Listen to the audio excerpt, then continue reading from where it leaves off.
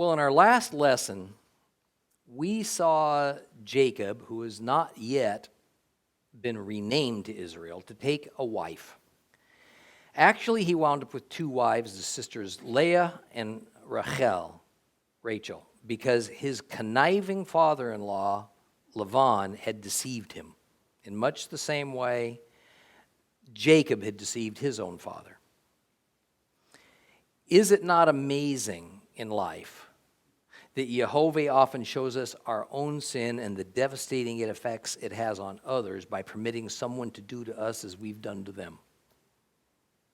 Jacob pulled the old switcheroo on his father Isaac because he wanted to ensure that he and not his brother Esau received the best blessing. And as upsetting as this deception was to his father, it embittered Esau for years to come. Now, after working for 7 years for Laban, that he might have Rachel for his wife during the wedding ceremony, Laban switches out Leah for Rachel, and who wakes up to find that he was with Leah, not Rachel, the one he thought he had married. Well, it's near the end of chapter 29, and Jacob became a father for the first time. Now, let me remind you that he was now into his 80s. And the focal point of the last several verses of chapter 29 is about Leah providing sons for Jacob. First Reuben, then Simeon, then Levi, and finally Judah. The chapter ends by telling us that for some unknown reason, Leah's womb dries up. The first several verses of chapter 30 are going to now change gears. Tell us a lot about Rachel and the contrast between Leah, the plain but godly sister, and Rachel, the beautiful but worldly sister, couldn't be more clear. Jacob is still up in Haran of Mesopotamia, and it's interesting that we find that like Abraham, who was born in a land outside of the promised land, so would Jacob's children. The ones who in the future would be called the tribes of Israel, they too began their lives as foreigners. So open your Bibles and let's read Genesis chapter 30. Genesis chapter 30, if you have a complete Jewish Bible, it's page 31. We're going to do quite a bit of reading this morning.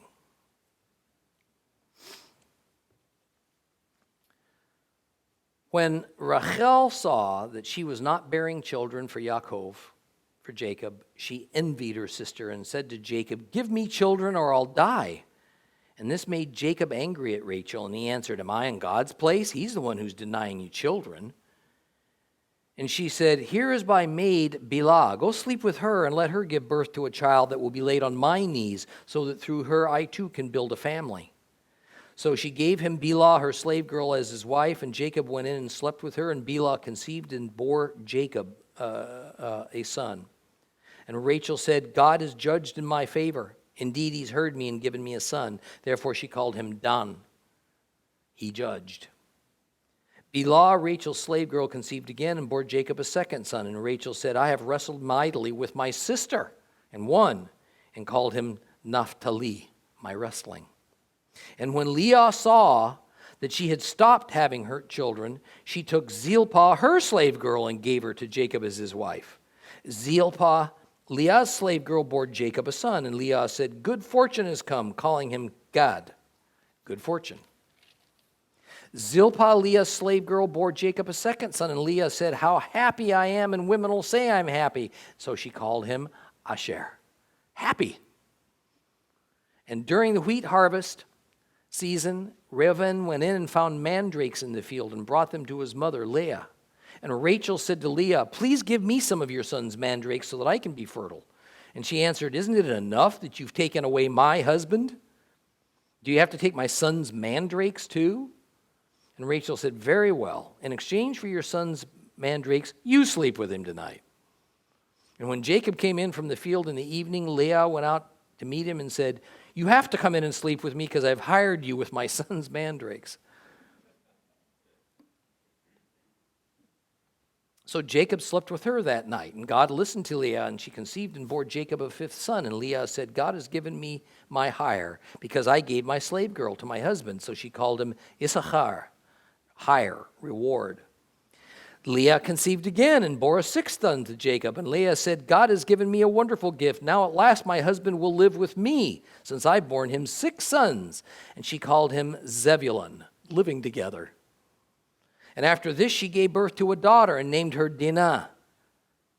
Controversy over rights. And then God took note of Rachel and heeded her prayer and made her fertile.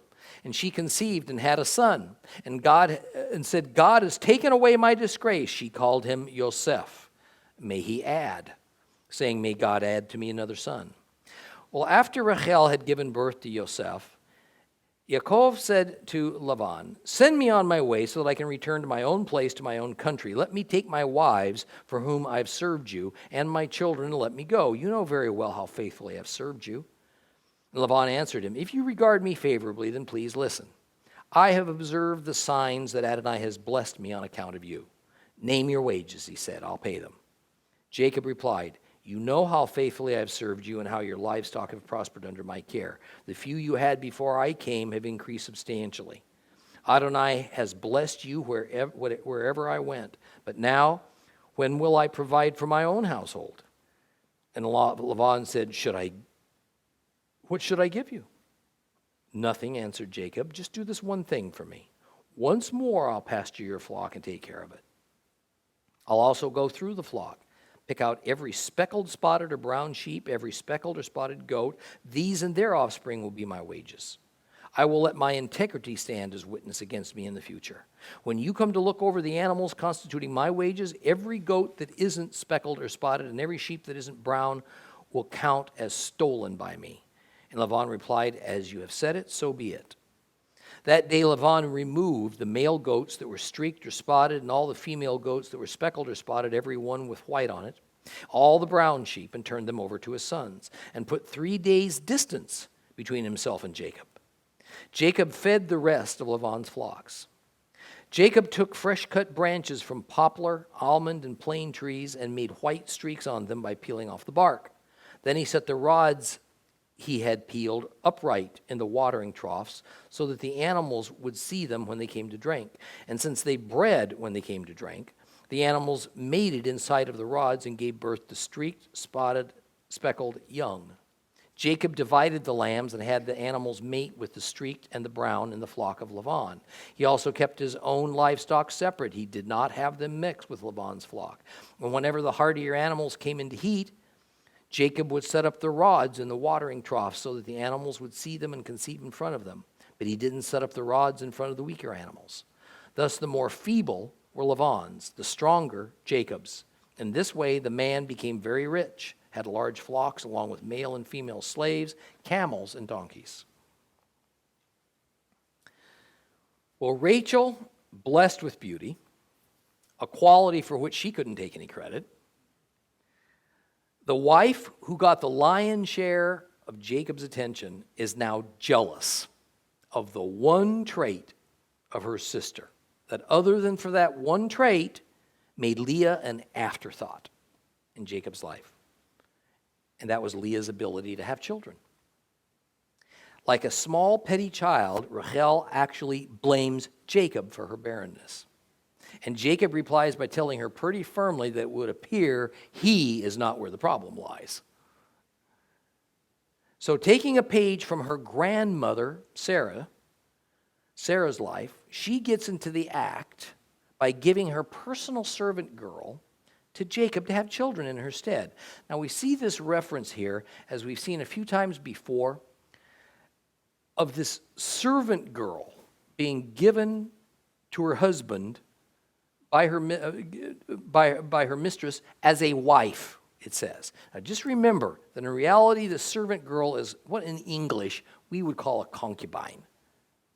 Her status was indeed elevated from servant by becoming a concubine of Jacob's, but that status did not reach to that of either Leah or Rachel's, who were both legal wives with all the rights and honors and marriage ceremonies.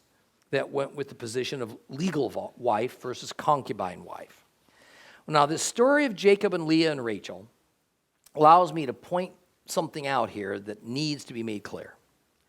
God most certainly did not validate Jacob's choice to take two wives any more than he did Isaac's or Abraham's. Too often we like to say, well, it's in the Bible, so God must be okay with it.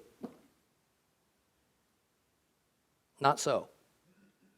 Very often, the Holy Scriptures simply tell the historical truth. They tell us what was said, what happened, and then does not specifically comment on it. Rather, these statements stand on their own. God made it quite clear early in Genesis that marriage was the forming of one flesh from two, not 3, 4, 5, or 6, as Solomon, so much later, did 1,000. Now, this is why it's so important to read and study the whole Bible, so that we can separate God's commandments and principles and characteristics from simple statements that come from historical fact or from centuries of man-made doctrines. The Bible is full of statements by men and women. Many of those statements are outright lies, or self-aggrandizing, or greatly exaggerated, or wishful thinking, or rationalizations of personal behavior, or expressions of widely held superstitions. In the case of Jacob, he deceived his brother Esau and his father. It wasn't right. That is not a good model for us, just because he did it and it's in the Bible. But he did it, and the Bible straightforwardly reports it. Jacob didn't pick the wife, Leah, on his own, that apparently God had selected for him. He picked the one, Rachel, that most pleased his fleshly and impulsive male desires. It wasn't right, but he did it, and the Scriptures tell us about it, and so on. We must never assume that since the Bible doesn't comment on every statement or action as to whether it's right or wrong, good or evil, that those not commented on must be to some degree acceptable to God. Because if we have the Torah in our hearts and in our minds, and we've read it and we've studied it, we know what is right and wrong in God's eyes, and that is what we are expected to do. The fact that we are given the full, unflinching view of just who these Bible characters were, flaws and all, doesn't change God's absolute, unchanging, uncompromising truth. Like us, just like us, every Bible character, except for Yeshua, was imperfect and did things they ought not to have done. Now let's move on. Rachel gives her servant girl Bilhah to Jacob to bear a child in her stead. Verse 3 says that Rachel gave Bilhah so that she could bear a child on my knees, and through her I too have children. That phrase, may bear on my knees, is a Hebrew idiom that is reflective of a long-standing Middle Eastern custom. The custom is that by ceremonially placing a child on one's knees or lap, that person is signifying that they're claiming that child as their own. This is a legal claim. And it is done for reasons as we see here, where a servant is meant to be used as a surrogate mother for the servant's master, or when a child is being legally adopted. So we have to understand that in the same way Rachel had full right to claim the child that her servant Bilhah will bear, Rachel equally has full right not to accept a child that her servant girl produces. It's her choice. She's not obligated to accept a child that her servant produces, even if that child comes from her own husband's seed. So for all we know, and very likely is the case, Bilhah probably produced some girl babies along the way. And there's no evidence that Rachel accepted them as her own. It would have been great shame on Bilhah if she were not allowed to produce and keep some children for herself. And a servant of this type was well treated and loved and cared for and considered a part of the family. So it's unthinkable that she would not have been permitted to have and raise some children of her own. Now, of course, The purpose of this narrative here in Genesis is to show where the tribes of Israel came from. And so the only pertinent information would be about the sons that were produced, not daughters, although we find one notable exception in the coming chapters. Bilhah, Rachel's servant, now Jacob's concubine, bears him a son in Rachel's name, and her son's name is Dan, which means to judge. Not too long thereafter, she gives him another son, Naphtali, which means wrestling or contest.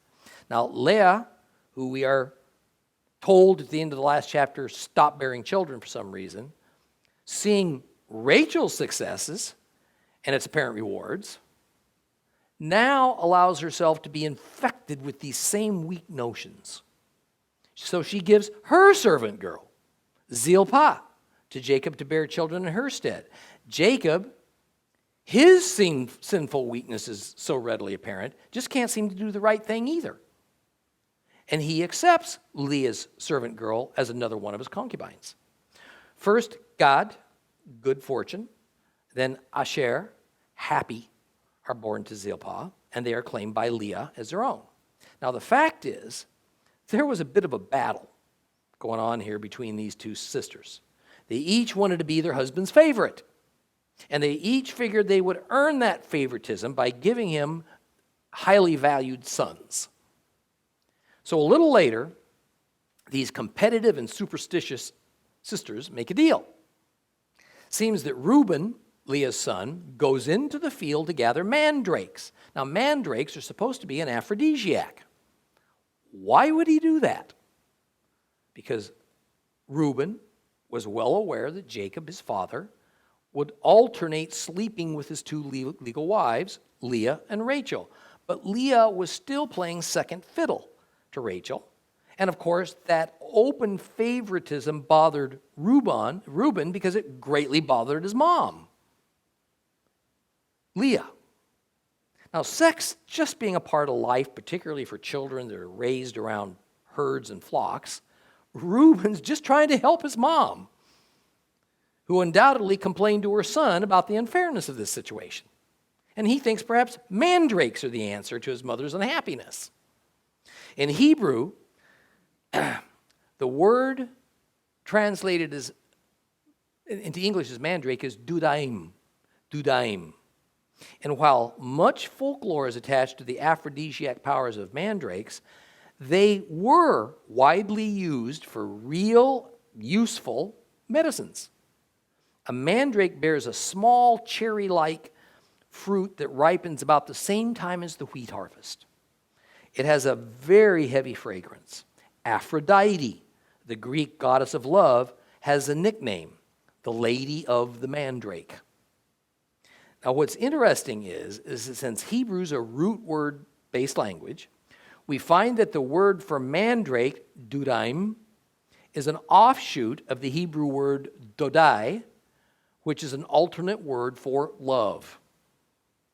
So in the Song of Solomon, for instance, we're going to see a play on those two words, in which it is said, "Therefore give my dodai, my love, to you, as the dudaim, mandrakes, give off their fragrance." See the connection?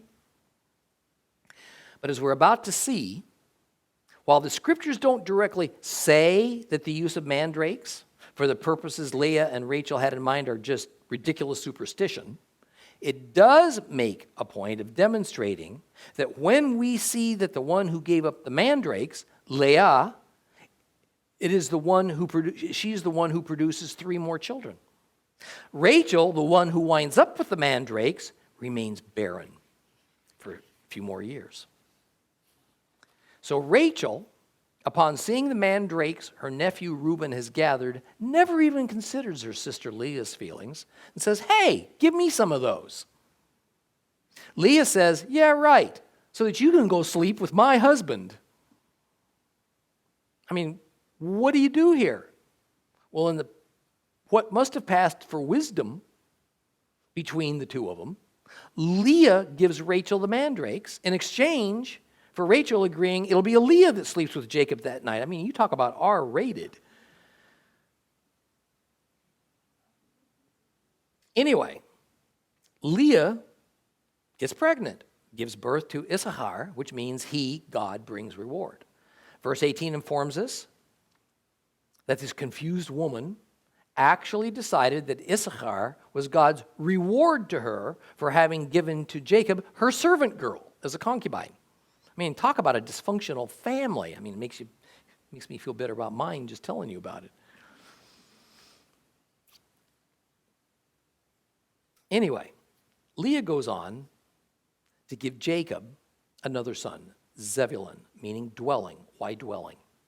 Because Leah thought for sure that her childbearing scorecard now outpaced her sister Rachel's. So Jacob would dwell with her in preference to, or even maybe to the exclusion of, her sister Rachel. Next, we have that exception to the rule of the Bible, usually only recording the sons that were born. A girl, Dinah, is born to Leah. And after that, it's Rachel's turn. She gives birth to Joseph, whose name is a very interesting wordplay in the original Hebrew as it's used here in these verses. I want you to take a look at verse 23. Speaking about Rachel, it says that when she gave birth to a son, Rachel announced that God has taken away my disgrace. Taken away my disgrace. The Hebrew word translated as taken away is asaph. In the next verse, verse 24, Rachel goes on to say that she therefore would name him Yosef because the Lord added another son to her. Yosef means to add. Asaph, take away.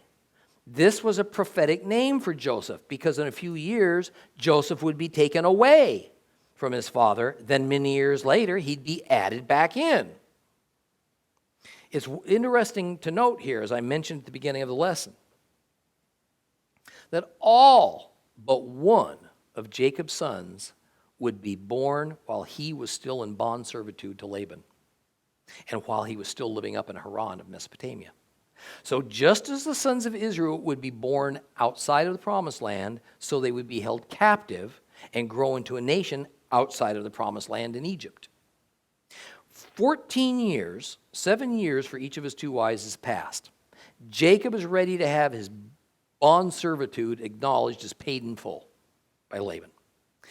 But the ever crafty, greedy Laban is not ready for Jacob to leave because he has profited greatly by Jacob's presence. See, Laban, is a pagan spiritualist. He believes in the spirit world. He believes there are many gods in this spirit world. He believes that Jacob's God is one of these gods. So in verse 27, Laban invokes Jacob's God. And he says that he has spiritually divined, now divining things of the spiritual world, or what psychics and mediums do. So it is Jacob's God that's caused all this great increase in the herds and flocks to occur, which is most certainly true. But Laban is just saying it in hopes Jacob will stay. So here we see two masters of deception, Jacob and Laban, doing battle with one another. Jacob employs the thing he knows best, tending herds and flocks to his advantage against the apparently ignorant Laban. He says he'll stay for a while more if he's given all the speckled and spotted sheep and goats. The clever Jacob convinces Laban. The reason for this is that it makes it easy to identify which animals belong to him, which ones belong to Laban, and to identify the increase, therefore, of those two flocks. In reality, Jacob knows he can make his own flock increase more, and Laban will never be able to cheat him by saying some of those animals are his because the coloring sets them apart. The deal about the sticks that seem to make the animals breed and produce spotted, striped, and speckled offspring has been called by Bible scholars anything from rank superstition up to the ancient way of promoting Mendelian genetic breeding. Now, more is at work here than meets the eye. But these subtleties are automatically disguised by the translation from Hebrew to English, and to other languages for that matter. Notice that the emphasis in these passages is on what? The color of the animals. Specifically, the color of the animals will determine whether the animal belongs to Jacob or to Laban. The gist is that the all-white sheep and the all-dark goats go to Laban, while the goats that had white spots or streaks in their dark hair and the white sheep that had dark spots in their wool, those are to go to Jacob. It must be understood that the sheep of that era were usually pure white and goats normally dark brown or even black. Implicit is that Laban had a preference for the white animals, sheep. Why? Because white for sheep was the norm, and no spots of dark color normally occurred on sheep. It was the reverse for goats. They were always dark, only rarely had white spots on them. So if a sheep was all white, it went to Laban, and practically all the sheep were white. Now, in Hebrew, the word for white is Laban. Get it? Jacob's father-in-law's name means white. And all the white animals were to go to Mr. White. Laban's expectation was that the amount of sheep born all white would vastly outnumber those who had dark spots on them, ditto for the amount of dark-colored goats that would greatly outnumber those who had some white spots on them. That the herds of spotted goats and sheep increased as much or more than all the white sheep or the dark goats infuriated Laban, Mr. White. The white spots and white streaks on the goats denote that Jacob got the best of Laban in a very visible way. This was an open insult to Laban, and it would quickly fester into a big problem because it stared him in the face every day. In the end, Jacob grew far superior flocks and herds to Laban's. Jacob became greatly prosperous as a result. The servant had become greater than his master. And this did nothing but exacerbate an already dangerous rift between Laban's clan and Jacob's growing family. Trouble was just over the horizon. Let's move on now to Genesis chapter 31. Genesis chapter 31. If you have a complete Jewish Bible, it is page 33. Genesis chapter 31. But then he heard what Laban's sons were saying. Yaakov has taken away everything that our father once had. It's from what used to belong to our father that he's gotten so rich. He also saw that Laban regarded him differently than before. And Adonai said to Jacob, return to the land of your ancestors, to your kinsmen. I'll be with you. So Jacob sent for Rachel and Leah and had them come to the field where his flock was. And he said to them, I see by the way your father looks, he feels differently toward me than before, but the God of my father has been with me. You know that I have served your father with all my strength, and that your father has belittled me and has changed my wages 10 times. But God did not allow him to do me damage. He said, if he said the speckled will be your wages, then all the animals gave birth to speckled young. And if he said the streaked will be your wages, all the animals gave birth to streaked young. This is how God has taken away your father's animals and given them to me. Once when the animals were mating, I had a dream. I looked up, and there in front of me, the male goats which mated with the females were streaked, speckled, and spotted. Then in the dream, the angel of God said to me, Jacob. And I replied, here I am. He continued, raise your eyes now and look. All the male goats mating with the females are streaked, speckled, and mottled, for I have seen everything Laban has been doing to you. I am the God of Bethel, where you anointed a standing stone with oil, where you vowed your vow to me. Now get up and get out of this land and return to the land where you were born. Rachel and Leah answered him, we no longer have any inheritance from our father's possession. He considers us foreigners since he sold us. Moreover, he's consumed everything he received in exchange for us. Nevertheless, the wealth which God has taken away from our father has become ours and our children's anyway. So whatever God has told you to do, do. Then Jacob got up and put his sons and wives on the camels and carried off all his livestock, all along with the riches he had accumulated, the livestock in his possession which he had acquired in Padan Aram, to go to Isaac his father in the land of Canaan. Now Laban had gone to shear his sheep. So Rachel stole the household idols that belonged to her father, and Jacob outwitted Laban the Aramite, by not telling him of his intended flight. So he fled with everything he had. He departed, crossed the Euphrates River, and set out for the hill country of Gilead. Not until the third day was Laban told that Jacob had fled. Laban took his kinsman with him and spent the next 7 days pursuing Jacob, overtaking him in the hill country of Gilead. But God came to Laban the Aramite in a dream that night and said to him, "Be careful that you don't say anything to Jacob, either good or bad." And when Laban caught up with Jacob, Jacob had set up camp in the hill country. So Laban and his kinsmen set up camp in the hill country of Gilead. And Laban said to Jacob, "What do you mean by deceiving me and carrying off my daughters as if they were captives taken in a war? Why did you flee in secret and deceive me and not tell me? I would have sent you off with joy and singing to the music of tambourines and lyres. You didn't even let me kiss my sons and daughters goodbye. What a stupid thing to do. I have it in my power to do you harm, but the God of your father spoke to me last night and said, 'Be careful that you don't say anything to Jacob, good or bad.' Granted that you had to leave, because you long so deeply for your father's house. But why did you steal my gods?" And Jacob answered Laban, "Because I was afraid, I said, 'Suppose you take your daughters away from me by force. But if you find your gods with someone, that person won't remain alive.'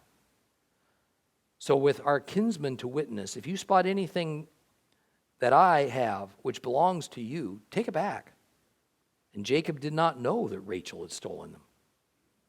And Laban went into Jacob's tent, and then into Leah's tent, and into the tent of the 2 slave girls. He didn't find them. He left Leah's tent and he entered Rachel's tent. Now Rachel had taken the household gods and put them in the saddle of the camel she was riding, and she was sitting on them. Laban felt all around the tent. He didn't find them. And she said to her father, "Please don't be angry that I'm not getting up in your presence, but it's the time of my period." So he searched. He didn't find the household gods. That Jacob became angry and he started arguing with Laban. "What have I done wrong?" he demanded. "What is my offense that you've come after me in hot pursuit? You have felt all around in my stuff. What have you found of all your household gods? Put it here. Put it in front of my kinsmen and yours so that they can render judgment between the 2 of us. I've been with you for 20 years. Your female sheep and goats haven't aborted their young. I haven't eaten the male animals of your flocks. If one of your flock was destroyed by a wild animal, I didn't bring the carcass to you. I bore the loss myself. You demanded that I compensate you for any animal stolen, whether by day or night. Here's how it was for me. During the day, thirst consumed me. At night, the cold, my sleep fled from my eyes. These 20 years I've been in your house. I served you 14 years for your 2 daughters, 6 years for your flock. You changed my wages 10 times. If the God of my father, the God of Abraham, the one whom Isaac fears, had not been on my side, by now you would have certainly already sent me away with nothing. God has seen how distressed I've been, how hard I've worked. And last night he passed judgment in my favor." Laban answered Jacob, "The daughters are mine, the children are mine, the flocks are mine, everything you see is mine. But what can I do today about these daughters of mine or the children they have borne? So now come, let's make a covenant, I and you. Let it stand as a testimony between me and you."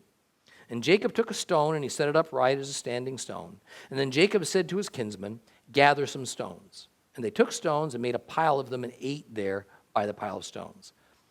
Laban called it Yagar Sahudata, pile of witnesses in Aramaic, while Jacob called it Galed, pile of witnesses in Hebrew. And Laban said, "This pile of witnesses between me and you today. This is why it is called Galed, and also Ha-Mitzpah, the watchtower. Because he said, 'May God watch between me and you when we are apart from each other. If you cause pain to my daughters, or if you take wives in addition to my daughters, then even if no one is there with us, still God is witness between me and you.'" Laban also said to Yaakov, "Here is this pile, and here is this standing stone which I have set up between me and you. May this pile be a witness. May the standing stone be a witness that I will not pass beyond this pile to you, and you will not pass beyond this pile and this standing stone to me to cause harm. May the God of Abraham and also the God of Nahor, the God of their father, judge between us. But Jacob swore by the one his father Isaac feared. Jacob offered a sacrifice on the mountain and invited his kinsmen to the meal. They ate the food and spent the whole night on the mountain. Well, here we witness history repeat itself.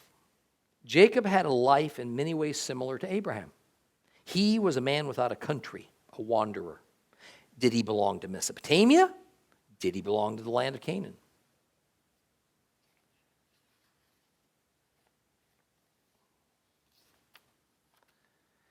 We're also reminded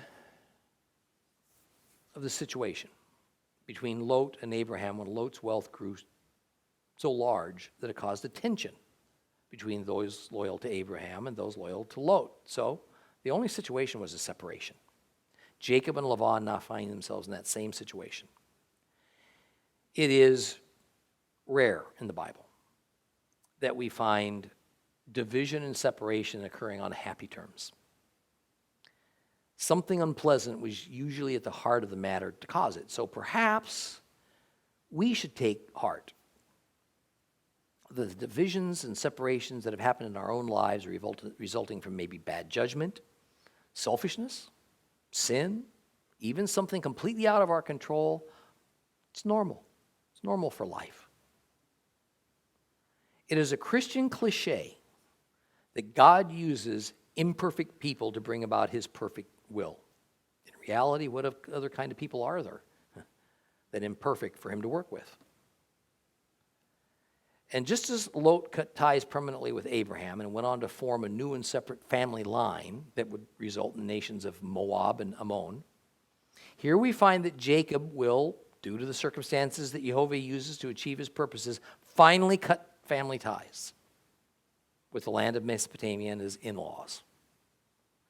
Now, although Jacob will eventually lead his family to Egypt for the purpose of survival, it's now clear that the land of Canaan is home and no other. Well, in verse 1,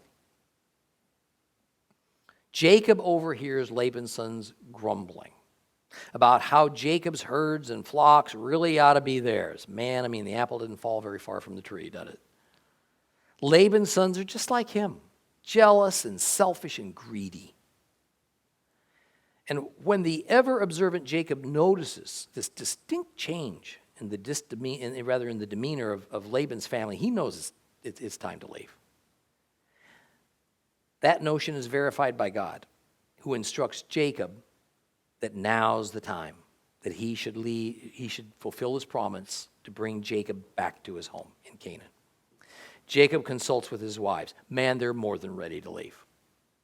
In fact, here they reveal their hurt and anger with their father Laban, because in their eyes, he had shown them the greatest disrespect by virtually selling them to Jacob instead of following the usual betrothal customs. I also want to point out something else here. There can be no doubt that Hebrew society was male-dominated. However, Hebrew society greatly revered women, and any notion that the Bible promotes the idea that women were then or are now of less value than men is just uninformed. Notice here that the Holy Scriptures show the first thing Jacob did after God told him it was time to leave was what? He consulted with his wives. First thing he did. And it's obvious by the way they responded that Jacob greatly considered their feelings and their thoughts on the matter. It's not that Jacob didn't lead, it's that he included his wives in a decision that greatly affected them, leaving their family forever. Jacob plans their escape. He executes it. He puts his family on camels. He separates his property from Laban's. And in an opportune moment, while Laban is off shearing some sheep, they leave. But not before Rachel steals her father's set of household gods to take with her on this journey. Why would she do that? The verses just before this answer that question. In verse 14, the two sisters said to Jacob, "Do we still have any portion or inheritance in our father's house?" See, this was more than a rhetorical question. In other words, they knew full well their father had no intention of caring for them. Even more, this is an indication that they are breaking allegiance with their father, because in verse 16, they say, "All that Jacob's God took from Laban now belongs to us and our children." In Mesopotamia, it was the tradition that he who possessed the family gods was the owner of the family wealth and authority. By Rachel stealing these gods, it was her intent to assure a family inheritance. Remember, that was her concern just a couple of verses ago. An inheritance for herself after her father died. Apparently, she planned on keeping them until her father Laban went to the grave, and then appearing before her family with what amounted to the will, even the keys to the safety deposit box. And then, of course, the right to be the executor of the estate, all rolled into one. This was a very serious matter. This went way above any kind of petty theft or retribution. But even more, Laban and his family, and likely Rachel as well, they all believed that those idols were real, that they actually represented real gods. And those who adhered to this system prayed to these idols for rain, for healing, for children, for protection, and so on. Without his household gods, in Laban's mind, he was in a fix. We're going to see how the story progresses next time.